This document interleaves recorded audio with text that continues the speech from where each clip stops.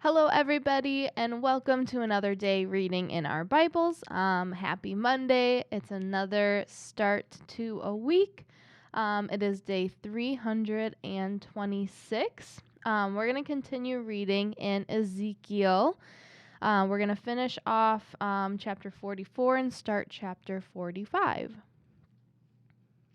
It starts by saying, "Then the man brought me back to the east gateway in the outer wall of the temple area, but it was closed.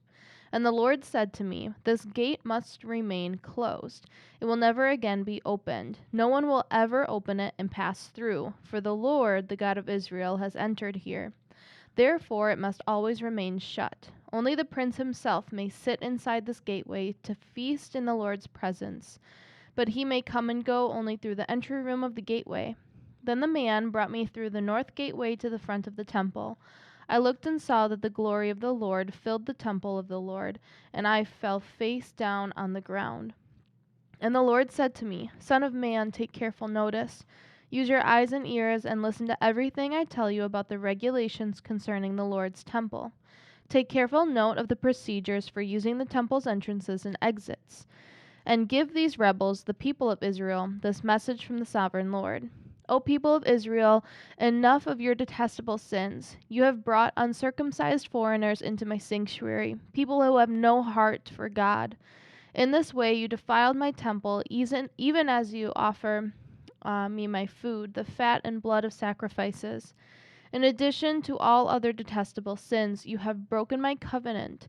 Instead of safeguarding my sacred rituals, you have hired foreigners to take charge of my sanctuary.' So this is what the sovereign Lord says. No foreigners, including those who live among the people of Israel, will enter my sanctuary if they have not been circumcised and have not surrendered themselves to the Lord. And the men of the tribe of Levi, who abandoned me when Israel stayed away from me to worship idols, must bear the consequences of their unfaithfulness. They may still be temple guards and gatekeepers, and they may slaughter the animals brought for the burnt offerings and be present to help the people. But they encouraged my people to worship idols, causing Israel to fall into deep sin. So I have taken a solemn oath that they must bear the consequences for their sins, says the sovereign Lord. They may not approach me to minister as priests. They may not touch any of my holy things or the holy offerings, for they must bear the shame of all the detestable sins they have committed. They are to serve as the temple caretakers, taking charge of the maintenance work and performing general duties. However, the Levitical priests of the family of Zadok continued to minister faithfully in the temple when Israel abandoned me for idols. These men will serve as my ministers. They will stand in my presence and offer fat and blood of sacrifices, says the sovereign Lord. They alone will enter my sanctuary and approach my table to serve me. They will fulfill all my requirements. When they enter the gateway to the inner courtyard, they must wear only linen clothing. They must wear no wool while in duty in the inner circle or in the temple itself. They must wear linen turbans and linen undergarments. They must not wear anything that would cause them to perspire. When they return to the outer courtyard where the people are, they must take off the clothes they wear while ministering to me. They must leave them in the sacred rooms and put on other clothes so they do not endanger anyone by transmitting holiness to them through this clothing. They must neither shave their heads nor let their hair grow too long. Instead, they must trim it regularly. The priests must not drink wine before entering the inner courtyard. They may choose their wives only from among the virgins of Israel or the widows of the priests. They may not marry other widows or divorced women. They will teach my people the difference between what is holy and what is common, what is ceremonially clean and unclean. They will serve as judges to resolve any disagreements among my people. Their decisions must be based on my regulations, and the priests themselves must obey my instructions and decrees at all the sacred festivals, and see to it that the Sabbaths are set apart as holy days. A priest must not defile himself by being in the presence of a dead person, unless it is his father, mother, child, brother, or unmarried sister. In such cases, it is permitted. Even then, he can return to his temple duties only after being ceremonially clean and waited 7 days. The first day he returns to work and enters the inner courtyard and the sanctuary, he must offer a sin offering for himself, says the sovereign Lord. The priest will not have any property or possession of land, for I alone am their special possession. Their food will come from the gifts and sacrifices brought to the temple by the people, the grain offerings, the sin offerings, and the guilt offerings. Whatever anyone sets apart for the Lord will belong to the priests. The first of the ripe fruits and all the gifts brought to the Lord will go to the priests. The first batch of dough must also be given to the priests, so the Lord will bless your homes. The priest may not eat meat from any bird or animal that dies of natural death or that dies of being attacked by another animal. Chapter 45. When you divide the land among the tribes of Israel, you must set aside a section for the Lord as his holy portion. This piece of land will be 8 1/3 miles long, 6 2/3 mile wide. The entire area will be holy. A section of this land measuring 875 feet by 875 feet will be set up aside for the temple. An additional strip of land 87.5 feet wide is to be left empty all around it. Within the larger sacred area, measure out a portion of the land 8 1/3 miles long and 3 1/3 miles wide. Within the sanctuary of the most holy place will be located. This area will be holy, set aside for the priests who minister to the Lord in the sanctuary. They will use it for their homes, and my temple will be located within it. The strip of sacred land next to it, also 8 1/3 miles long and 3.5 miles wide, will be living area for the Levites to work at the temple. I will be their possession and a place for their towns. Adjacent to the larger sacred area will be a section of land 8 1/3 miles long, 1 2/3 miles wide. This will be set aside for a city where anyone in Israel can live. 2 special sections of land will be set apart for the prince. One section will share a border with the east side of the sacred lands and the city, and the second section will share a border on the west side. Then the far eastern and western borders of the prince's lands will line up with the eastern and western boundaries of the tribal areas. These sections of land will be the prince's allotment. Then my princes will no longer oppress and rob my people. They will assign the rest of the land to the people, giving an allotment to each tribe. For this is what the sovereign Lord says: Enough, you princes of Israel. Stop your violence and oppression and do what is just and right. Quit robbing and cheating my people out of their land. Stop expelling them from their homes, says the sovereign Lord. Use only honest weights and scales and honest measures, both dry and liquid. The homer will be your standard unit for measuring volume. The ephah and the bath will each measure 1/10 of a homer. The standard unit for weight will be the silver shekel. 1 shekel will consist of 20 gerahs, and 60 shekels will be equal to 1 minnah.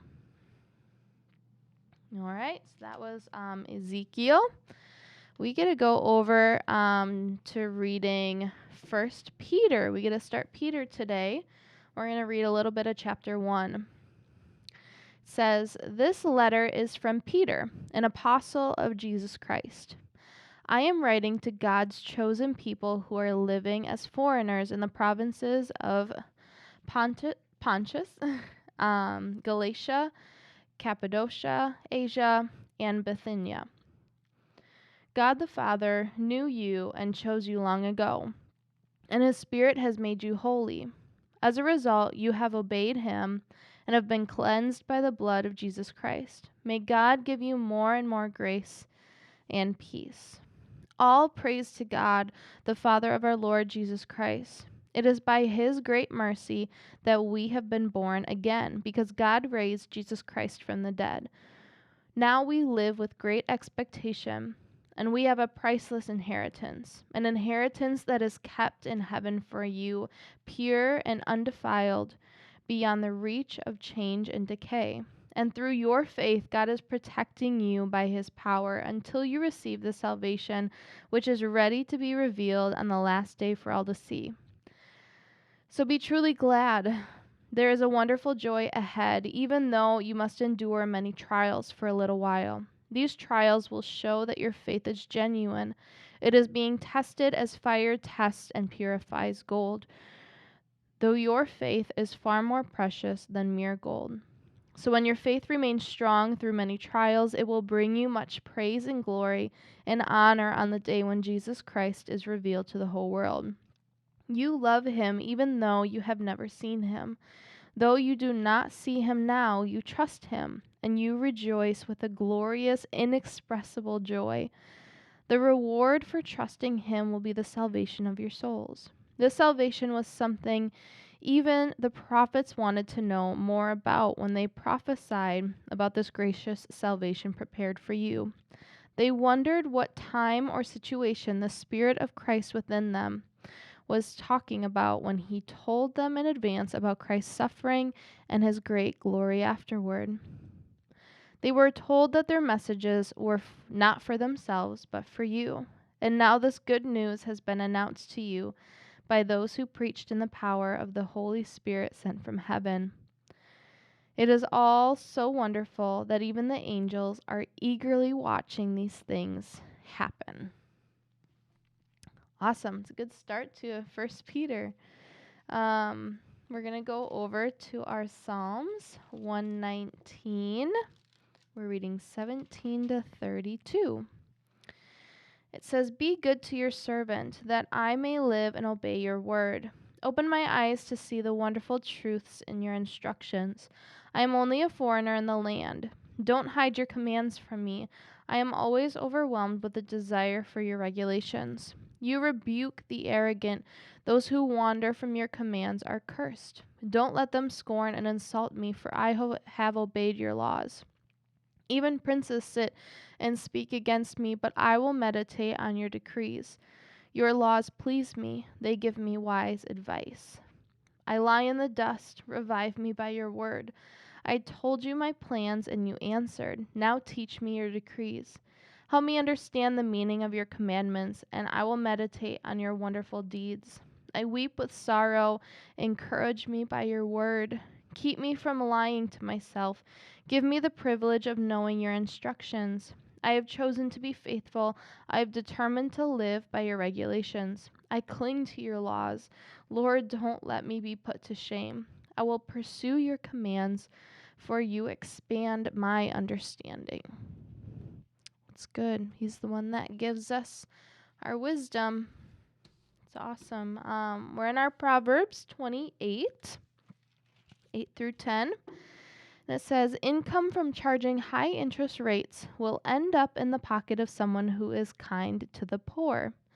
God detests the prayers of a person who ignores the law.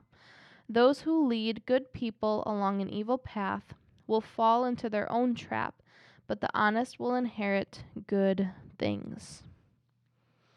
And our reading for today from Oswald Chambers, it comes from 1 Corinthians 10:31. And this verse says, "Whether you eat or drink or whatever you do, do all to the glory of God." And so this passage, it's titled "Shallow and Profound." It says, "Even the shallow things of life, such as eating and drinking, walking and talking, are ordained by God. We are safeguarded by the shallow things of life. We have to live the surface, common sense life in a common sense way. We are so nauseatingly serious, so desperately interested in our own character and reputation, we refuse to behave like Christians in the shallow concerns of life." That's awesome. It's just a good reminder that, we don't have to be Christians in the most profound and extraordinary ways all the time. We can be Christians in our shallow, ordinary, regular day life. It doesn't always have to look amazing and shiny and wonderful all the time. We can love the Lord even in our littlest moments. All right, everybody. Well, thank you again for joining us another day, and I'm going to go ahead and pray for us and pray for you. God, I just thank you for another day in your word.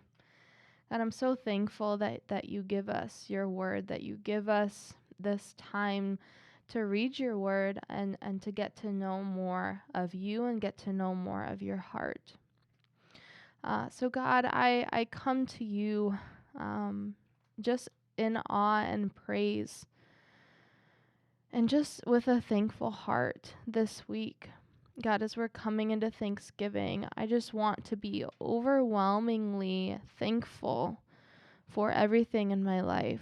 God, even to the most ordinary and common sense things like eating and drinking, I am thankful that you give me things to eat, that you give me things to drink. And that I can be thankful for everything from the small things to things like my daughter and my husband, the house we live in, and even bigger things like a career. God, I'm just so thankful for the life that you have given us. And God, even though we go through these trials, you are with us. God, we have an end in sight. As we believe in you, God, you are going to save our souls so that we can live in eternity with you. God, I pray for everyone listening to this podcast today that you just fill them with a thankful heart, God, that we are reminded of your goodness. God, I pray a blessing over them. I pray a blessing over them over this holiday, that you are just bringing them an abundance of joy, an abundance of peace, no matter where they are. God, thank you so much for everything that you've given us. And pray all of these things in your name. Amen. All right, everybody, have a wonderful rest of your day, and we'll see you next time.